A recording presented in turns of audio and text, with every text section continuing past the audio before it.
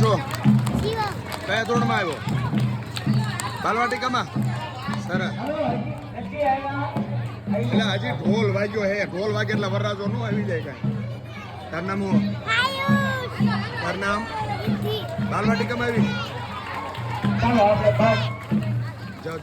આપણી શાળામાં સરસ મજાના આજના આ કન્યા કેળવણી મહોત્સવ શાળા પ્રવેશ ઉત્સવ એટલે કે પ્રગતિનો પ્રવેશ ઉત્સવ એ આ ઉજવવા જઈ રહ્યા ત્યારે આપણી શાળાના મહેમાન